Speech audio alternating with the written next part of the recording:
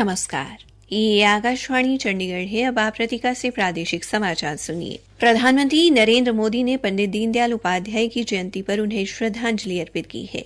एक social media post में श्री मोदी ने कहा कि अंत्योदय के प्रणेता पंडित दीनदयाल उपाध्याय का व्यक्तित्व देशवासियों के लिए हमेशा प्रेरणा स्रोत बना रहेगा।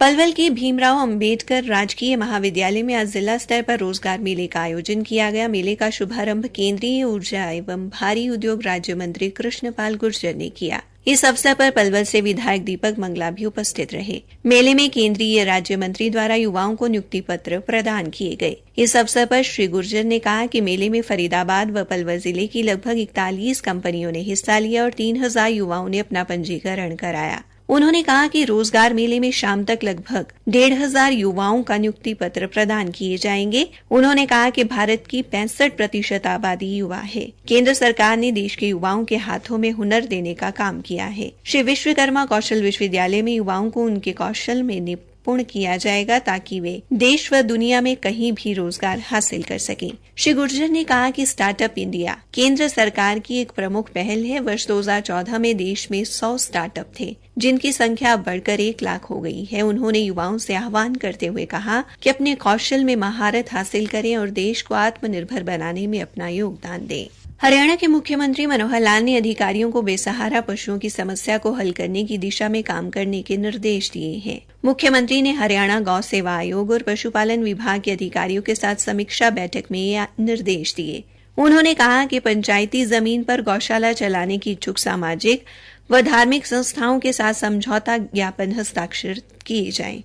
उन्होंने कहा कि अतिरिक्त गौवंश रखने की पेशकश करने वाली गौशालाओं को विशेष निधि भी दी जाएगी।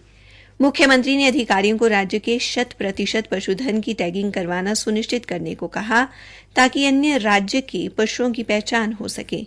उन्होंने कहा कि केंद्र सरकार को पत्र लिखकर अनुरोध किया जाएगा कि वो सभी राज्यों को अपने पशुधन की टैगिंग करवाने के निर्देश दे। मुख्यमंत्री ने बताया कि पहले चरण में गुरुग्राम, हिसार, सिरसा, भिवानी, करनाल तथा पानीपत जिलों को बेसहारा पशुओं से मुक्त कराने का अभियान चलाया जाएगा। उसके बाद राज्य के अन्य जिलों को बेसहारा पशुओं से मुक्त किया जाएगा। नशा मुक्त हरियाणा के संदेश के साथ करनाल से 1 सितंबर को रवाना की गई साइक्लोथॉन प्रदेश के विभिन्न जिलों से होते हुए यमुनानगर से करनाल के लिए रवाना हुई। मुख्यमंत्री मनोहर लाल ने साइक्लोथॉन को झंडी दिखाकर करनाल के लिए रवाना किया, जहां इसका समापन होगा। यमुनानगर में साइक्लोथॉन में हजारों युवाओं ने भाग लिया।